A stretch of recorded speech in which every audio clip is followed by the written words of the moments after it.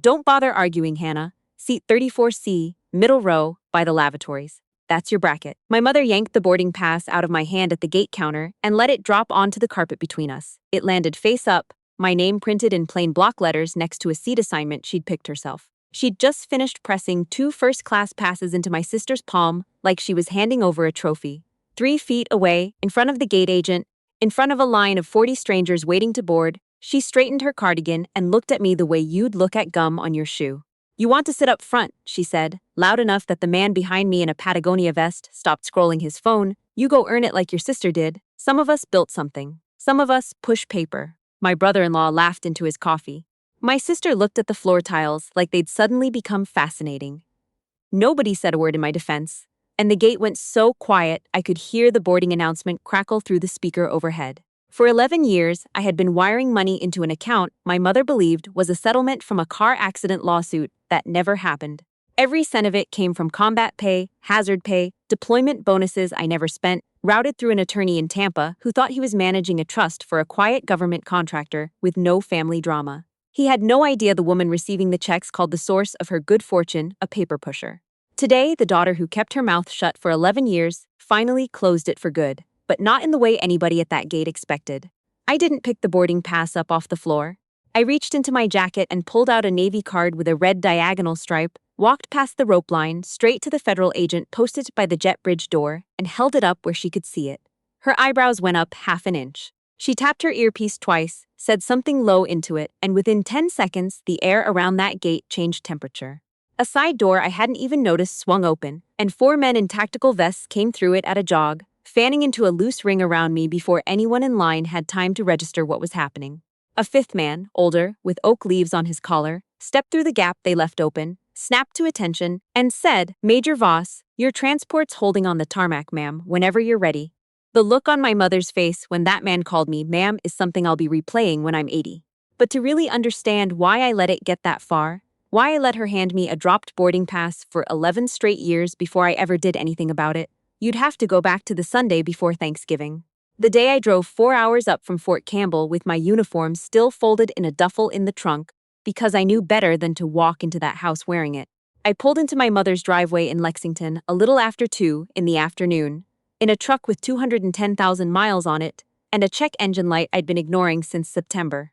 I'd come straight off a 36-hour stretch running comms for a joint exercise out of Campbell, hadn't slept more than 4 hours total, and my eyes felt like they had sand behind them. The front door of my mother's house opened before I even cut the engine, and she came out onto the porch holding a mug like she was guarding the threshold. "Is that thing going to leak oil on my new pavers?" was the first thing she said to me. Not "how was the drive," not "did you eat?" "Your sister's husband's parents are coming in 20 minutes and I will not have them seeing that truck from the dining room window. Park it down by the mailbox." So I did. I left my truck at the bottom of a 100-yard driveway in the cold and walked up carrying my one duffel bag.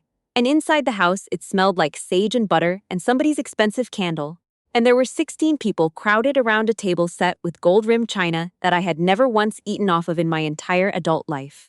My place, when I found it, was at the far corner near the kitchen door, with a plain white plate that had a hairline crack running through the glaze, and a fork that didn't match anything else on the table.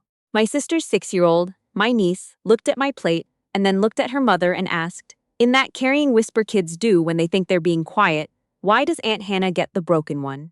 My mother carved the turkey breast herself that year, working the knife with theater in every motion, and she set the best cut, the center slices onto my brother-in-law's plate. "For the man who's building something real," she announced, pitching her voice for the table, "for the man who didn't need anybody's help to make it." Nobody at that table knew that 18 months earlier, his half-finished property development outside Nashville had been 6 weeks from default. Nobody knew that I had wired $90,000 through a private investment vehicle that existed specifically, so nobody could trace it back to a soldier's combat pay. He thought an anonymous local investor had bought into his vision. He had told people at this very table about the mysterious money man who believed in him before anyone else did. The mysterious money man was eating the heel of a turkey breast with a bent fork 8 feet away from him. When I reached for the gravy, my mother slid it down the table to my sister's mother-in-law instead. "You don't need all that on your plate," she said, not looking at me. "A government salary doesn't burn off gravy the way it used to." My sister's husband leaned across the corner of the table at one point and asked, "Casuals as anything, so what is it you do again, for work?" Before I could answer, My mother cut in. Hannah does administrative work for the army, she said, in the same tone she'd used to describe a stain she was embarrassed by. We don't really get into the details. He nodded politely and didn't look at me again for the rest of the meal. Later, after the plates were cleared, my mother reached into the drawer of the sideboard and pulled out a folded coupon insert from the Sunday paper, the kind that comes stuffed with circulars for canned soup and toilet paper. Found this cleaning out my car, she said, sliding it across to me like she was doing me a favor. Some of these expired last month, but if you're nice to the cashier at the Kroger, she might still take them. Every little bit helps, right? My sister laughed, a short surprised bark she tried to cover with her napkin. My niece tugged on her mother's sleeve again. Is Aunt Hannah poor? She asked, and this time nobody bothered correcting her, not even a little. My nephew, who was 12 and old enough to know exactly what he was doing, leaned over and said, low enough to feel important. My mom says you're basically a charity case we keep inviting out of guilt. My mother pressed the coupons into my coat pocket with both hands, flattening the lapel. Don't be too proud to take them, she said. Pride doesn't pay bills. 16 people sat around that table and not one of them said a single word in my defense. Under the table, my hand was wrapped so tight around my napkin I'd later find 4 small half-moon marks pressed into my palm. I had my personal phone in my lap, screen dimmed, and pulled up on it was the banking app I used for the trust. A $4,000 automatic transfer scheduled to go out on the first of the month, quietly covering the difference between what my mother's pension paid and what her mortgage actually cost. 11 years of combat pay, separation pay, money I earned doing things I will never describe to anyone at that table, funneled into keeping the roof over the head of a woman who was at that exact moment telling her granddaughter that the gravy boat wasn't for me. My thumb hovered over the screen. I didn't cancel it. Not yet. I wanted to choose the moment myself, not have it ripped out of me at a dinner table in front of my niece. Before I left, my mother clinked her wine glass and made the announcement she'd clearly been saving all evening. A family trip to Charleston over Christmas, first-class flights from sister's family, a boutique room downtown for herself, and for me, she'd already gone ahead and booked a motel off the interstate 11 miles from anything, $71 a night. And Hannah, she added, pointing her glass at me like a conductor's baton, you're handling the bags at the airport. All of them. Your sister's husband's shoulder's been acting up, so don't even think about sitting down till everything's checked. He nodded with the gravity of a man accepting a diagnosis. I excused myself, walked out the front door, down the long driveway in the dark, past the porch light, to where my truck sat alone by the mailbox with its check engine light glowing orange in the cold. The drive back to base was 3.5 hours of empty highway and country radio, and somewhere around the Tennessee line I realized I was the only person on that road who had any idea what I actually did for a living, and that the woman who raised me had no idea she'd been talking to a major. I got back to Campbell a little after 11, badged through the gate, and drove straight to the building where I did the work nobody at that table would ever hear about. I peeled off the thrift store fleece I wore for the drive. I'd bought it for $9 at a Goodwill in Clarksville specifically because it looked exactly like something a tired government clerk would wear, and underneath it, my dog tags caught the fluorescent light, stamped with a rank that outpaced most of the men who'd ever spoken down to me at that table. In the bathroom mirror, I looked at the scar that ran in a jagged line across my collarbone, the souvenir from a rocket attack outside Kandahar that took out half a guard tower and put me on an operating table for 6 hours. The surgeon told my CO afterward that I shouldn't have made it. I woke up asking for a C-trep before the anesthesia had even fully cleared. Lower down, on my forearm, there's a thin, shiny stripe of burned skin from a vehicle fire near the Pakistani border, the kind of scar that itches every time the weather turns. 11 years of receipts written on my own body, collected protecting people who'd never know my name, while the people who did know my name handed me a cracked plate and expired coupons. I knelt at the small safe bolted into the floor of my closet and worked the combination. Inside, folded with more care than anything else I owned, sat my dress uniform, the gold oak leaf insignia catching the light even in that dim closet. Next to it, a shoebox of letters I'd written home over a decade of deployments, letters about fear, about the 18-year-old private who didn't make it back from a convoy near Jalalabad, about the sound mortars make when they land close enough that you should stop being able to hear anything for a few seconds afterward.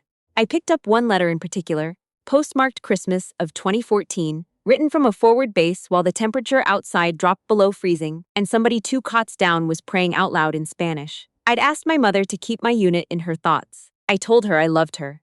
I'd folded $200 into the envelope and sealed it. I found that letter 4 years later, unopened, the seal never broken, sitting in a recycling bin in my mother's garage. A neighbor doing yard work had spotted my return address and fished it out before it hit the truck.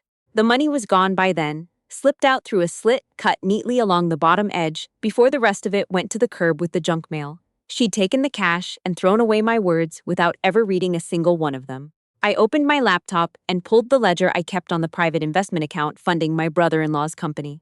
The numbers were clean, exact, merciless. 18 months earlier, his development company had been 6 weeks from collapse, contractors threatening liens, a partner ready to walk and sue. I'd wired $90,000 through a holding company registered in Delaware that had nothing identifiably to do with me. He never traced it. He told people at church about the local investor who'd believed in his vision before the banks would. 2 years after that, he closed a second round of funding on the strength of that rescue, bought my mother a Buick to replace her old Camry, put a down payment on a lake house. He built an entire identity as a self-made man on a foundation only I knew existed, while telling jokes at dinner about my government salary. I scrolled further. Over 11 years, the trust had moved just under $1.1 million. Mortgage payments, my mother's medical bills the year her hip gave out, my nephew's private school tuition, the $90,000 for my brother-in-law, a wedding she never knew I paid for. I had funded every comfortable thing in that family's life from a barracks room, while they handed me a coupon insert and called it generous. At 6:40 the next morning, the operations floor went from quiet to chaos in about 90 seconds.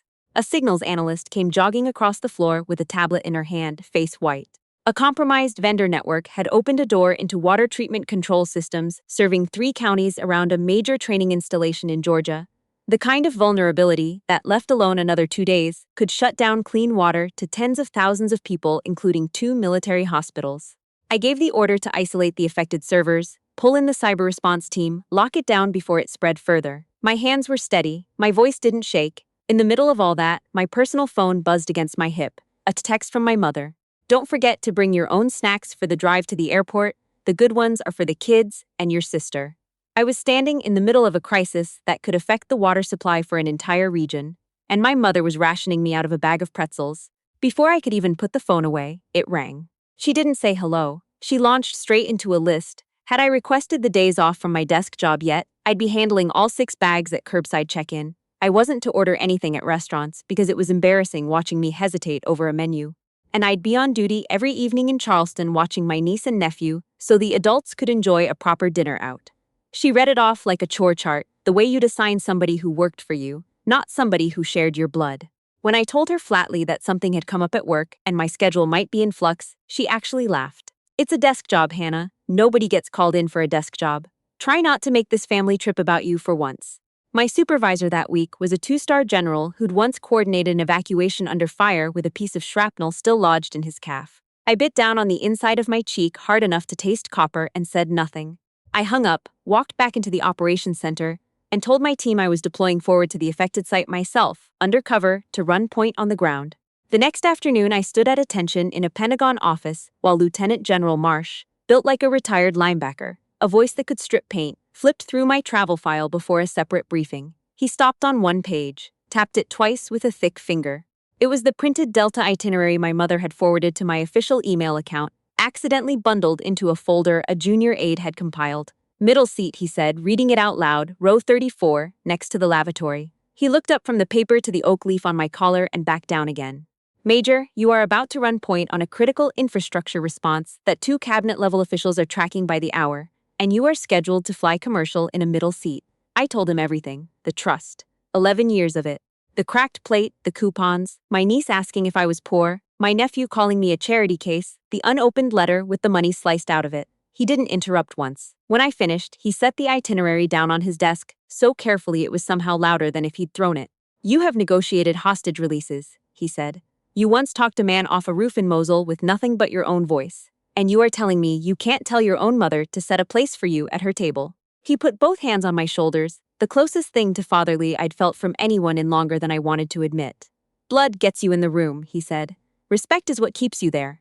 Your mother's been holding a diamond and calling it a rock for years. When are you going to make her see what she's actually holding? He picked up his secure line and called Air Mobility Command directly, ordered a C-21 readied at the regional airport outside Lexington by 9 the next morning. Then he opened his desk drawer and slid a Navy card across to me, a red stripe cutting diagonally across a chip embedded near the corner. As lead on this response, he said, "You are not flying commercial. Security detail will be waiting. Don't engage with the gate agents yourself. Let the detail handle it." He looked at me hard. "Stand up straight, Major. That's an order, not a suggestion. The next morning, a black Suburban pulled up outside my apartment. My mother was leaning out the window before it even came to a full stop, already telling me not to scratch the leather handles on her luggage with my poverty wages. My old shoulder injury flared as I loaded 6 bags into the back myself, while my brother-in-law adjusted his sunglasses in the side mirror and my sister checked her phone. Inside the car, my mother, sister, and brother-in-law took the captain's chairs up front. My niece and nephew sprawled across the middle bench with tablets blasting cartoons, and my mother jerked her thumb toward the cargo area. "Squeeze in back there with the bags," she said. "We need the legroom."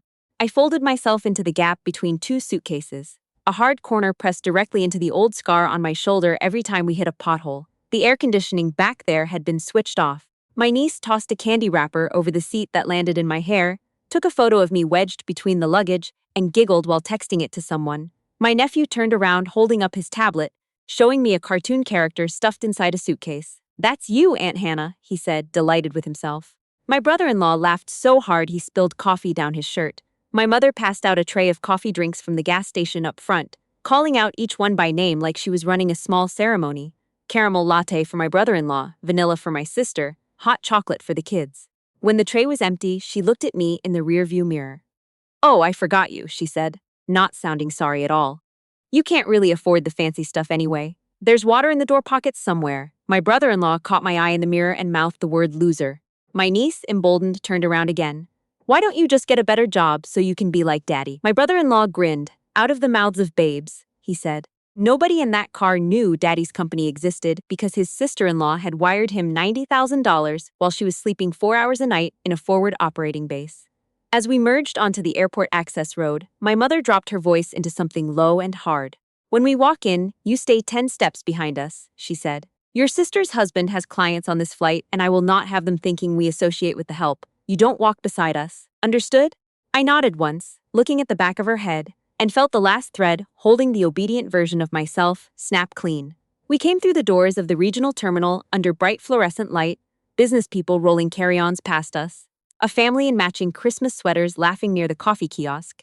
My mother walked 10 paces ahead with her sunglasses pushed up on her head, my sister beside her arm in arm with her husband. I came behind, hauling 6 bags, exactly as instructed. At the counter, my mother dropped every bit of performance. She pulled my boarding pass from her purse and let it fall to the floor between us, the way you'd drop something you'd rather not touch. She started in loud enough for the entire terminal to hear. My failures, finances, the fact that I was 38 years old and didn't own a home. "Your sister's husband had his own company by 30, she said, voice cracking across the room. "You are an embarrassment to this family, and you have been for years.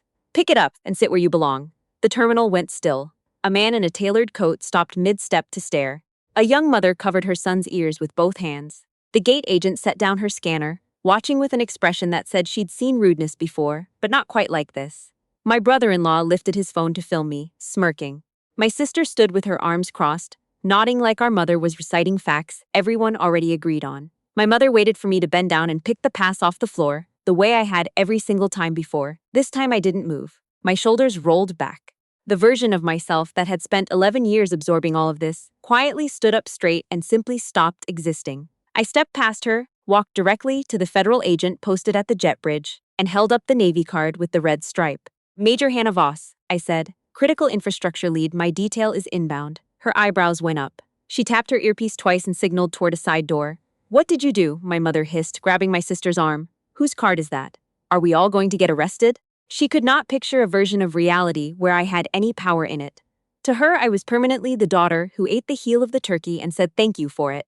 The side door opened, and 4 tactical operators came through at a jogbig, moving with the kind of precision that doesn't happen by accident, and locked into a loose ring around me, eyes scanning the crowd, backs to me, weapons low and ready. The crowd scattered toward the walls. My brother-in-law's phone slipped out of his hand and cracked on the tile. My mother's face went the color of the floor. A 5th man stepped through the gap they'd left open, boots together, and threw a salute sharp enough to cut. "Major Voss," he said, "your transport's holding, ma'am, whenever you're ready." I returned it, 11 years of holding that exact posture finally landing where it belonged. "Good timing, Sergeant," I said. He told me we had an 18-minute window. My mother and brother-in-law dropped behind their own luggage like it could shield them, the 2 operators stepping past their suitcases as if they weren't even there. "Major?" My mother's voice had gone thin and cracked at the edges. "That's not, she's just an office worker."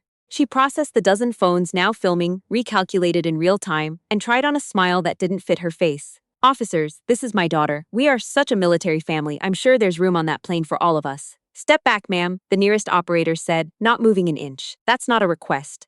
I'm her mother, she tried again. I raised her, everything she has, she owes to me. I looked at her through the gap between two shoulders. 11 years ago, I said, my voice carrying further than I expected it to, you dropped a boarding pass at my feet and told me to sit by the bathroom because that's my level. You handed me expired coupons at your table while I ate off a cracked plate. You let your grandson call me a charity case. You let your daughter photograph me stuffed between suitcases and send it around for a laugh. I paused, let it sit. You didn't teach me to survive. The army taught me that. You didn't teach me what I'm worth. 3 deployments taught me that. Keep the seat by the bathroom. It matches how you've always treated the people who actually carried you. Nobody clapped. Nobody needed to. A dozen phones kept recording in dead silence as the operators moved me toward the side exit, my mother's voice rising behind me, cracking on words like blood and ungrateful, and after everything I did for you, until the heavy door sealed shut and cut her off mid-sentence. The C-21 lifted off 40 minutes later, and somewhere over the Smokies I let myself exhale for what felt like the first time in over a decade. By the time we landed to refuel, the airport footage was already moving online, 11 million views and climbing. A verified local news account had picked it up with the caption, "A mother humiliates her active duty daughter at the gate." Then the army shows up. My brother-in-law's investors were pulling commitments within the hour. My mother's garden club sent a polite note rescinding her invitation to chair the spring luncheon. My phone filled up with messages I didn't answer. Please, just one photo of us together in your uniform. I'll pay you. Name a number. Then, hours later, a different tone entirely, softer, more desperate, asking if I was even alive after everything that happened. I didn't respond to either. I opened my banking app, found the standing transfer that had quietly covered her mortgage shortfall for 11 straight years, and canceled it with 4 taps. I blocked my mother, I blocked my sister, I blocked my brother-in-law, who'd texted call me, we can work this out, like an entire decade could be repaired with a phone call. A week later, I stood in my dress uniform in the lobby of a hotel near the base, medals against my chest, posture I'd earned the hard way, and found my mother sitting on a bench by the entrance looking smaller than I'd ever seen her, her blouse wrinkled, her composure finally gone. She saw me crossing the lobby and came off that bench onto her knees in front of everyone, grabbing for the hem of my jacket. Please, she said. Your sister's husband lost 2 of his biggest clients. The bank's calling about the house. We're your family. You cannot do this to us. I let her hold on for exactly as long as it took to say what I'd come to say. You're not crying because you were cruel to me, I told her. You're crying because it finally cost you something. I asked her when the last time was she'd read one of my letters all the way through. She had no answer. I told her that respect builds a family, not blood, and that she'd spent 11 years mistaking what I quietly gave her for what she was owed. I stepped back out of her reach for good. She stayed on her knees on that lobby floor, and I walked out through the doors into the cold without looking back once. Because some debts you don't forgive, you just stop paying them, and you let the people who never noticed how much you were carrying feel the weight themselves.